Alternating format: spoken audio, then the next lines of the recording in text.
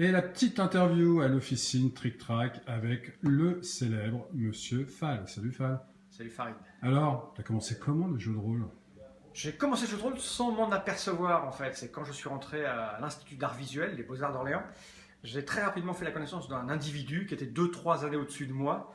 Un individu que quelques-uns doivent connaître. Il répondait à l'époque au nom de Mecklin et maintenant il se fait appeler Dr Mops.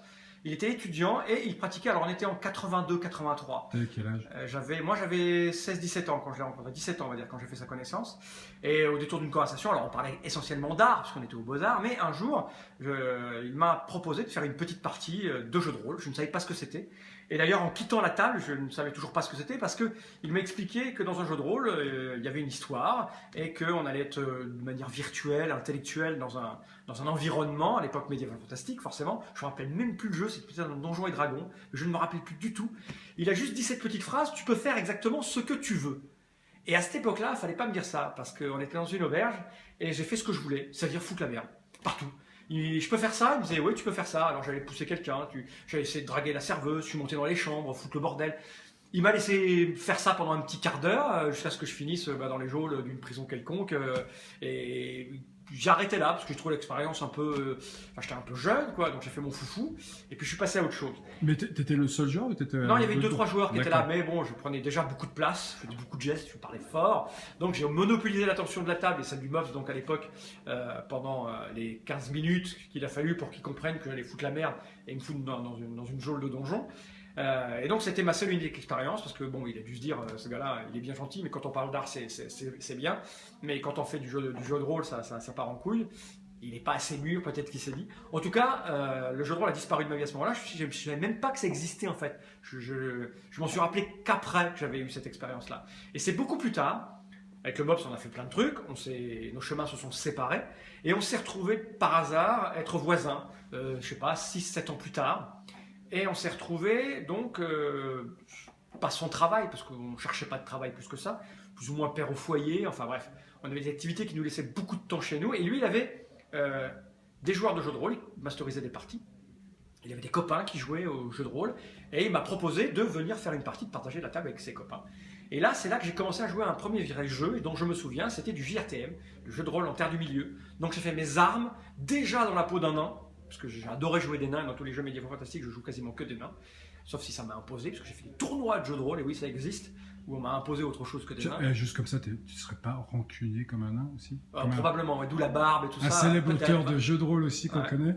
Peut-être, ouais. Et donc, voilà, j'ai commencé le jeu de rôle avec JRTM. À partir de là, c'est parti dans tous les sens. On jouait. Alors, le Mops, à l'époque, s'est trouvé un travail dans une boutique de jeux. Une boutique qui proposait bien sûr du jeu standard et traditionnel. C'est là aussi que j'ai découvert les jeux allemands qui a amené vers Trick Track, mais aussi du jeu de rôle. Et le Mops il était vendeur, responsable de rayon, chef de tout ce qu'il commandait. Donc dès qu'il y avait un jeu qui arrivait, un jeu de rôle, il le prenait, on y jouait. J'ai joué absolument tout ce qui sortait entre 88, on va dire, et 94 que Magic arrive. Et t'avais un préféré durant cette période-là, ces 6 ans de jeu de rôle?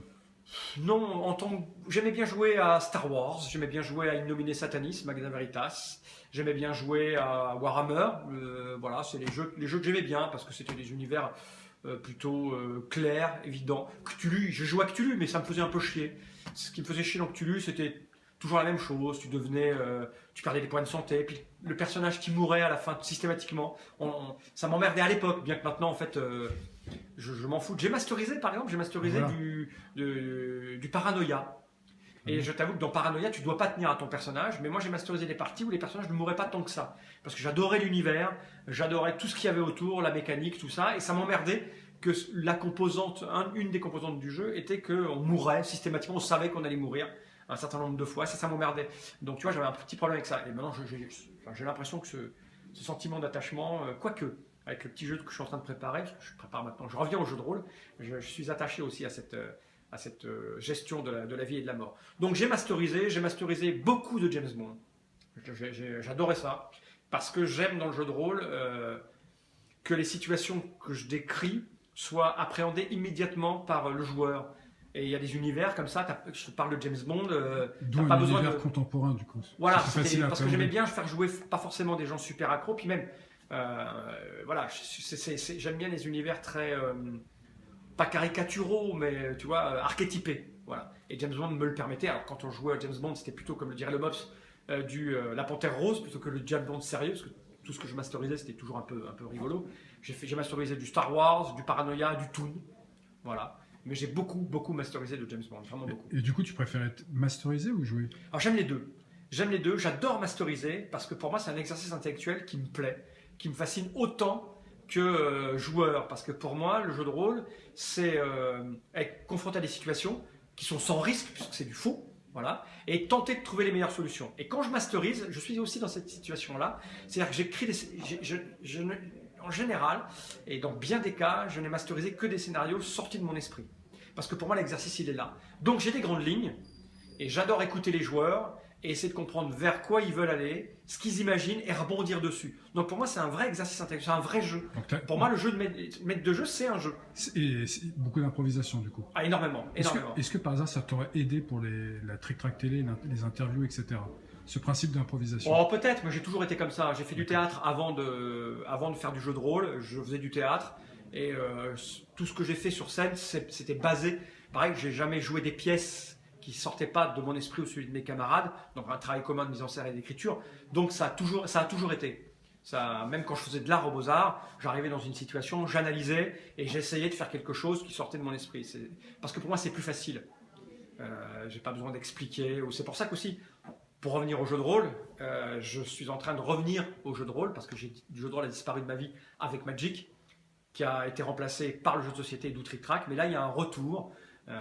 J'ai envie de revenir au jeu de rôle et on prépare un jeu de rôle pour la Trick Track TV qui soit entièrement de ma tête parce que c'est ça qui m'intéresse, ça qui me plaît. Plusieurs raisons, j'ai besoin d'une mécanique que je contrôle complètement et que je gère et un univers aussi. Il est vrai que je m'appuie sur un univers et un jeu, pas la règle parce qu'elle a beaucoup changé, mais un univers que j'avais développé dans les années fin 80, début 90, puisque comme tout joueur de jeu de rôle dans les années 80-90, on a tous gribouillé un bout de système. Là, à l'époque, le système était appuyé sur le système de James Bond. Donc là, c'est plus possible. Mais je reviens au jeu de rôle. Et je développe un jeu de rôle pour la Trick Track TV qui va être basé sur l'improvisation. Et tout le système que je mets en place est un système qui va m'aider à pouvoir improviser sur ce que les joueurs vont raconter. Voilà. Pour l'année 2015. Voilà, normalement, là, je suis très avancé sur les règles, très avancé sur l'univers, et je pense que dès que le mode sera prêt, c'est-à-dire qu'il sera revenu à l'officine, ce qui ne devra pas tarder, début octobre, on va commencer les premières Trick Track TV sur ce jeu-là, et on va rejouer au jeu de rôle. Donc ça confirme que 2015 sera l'année du jeu de rôle. Ah, sans doute. Très bien. Merci Fan. De rien. Et à bientôt. À bientôt.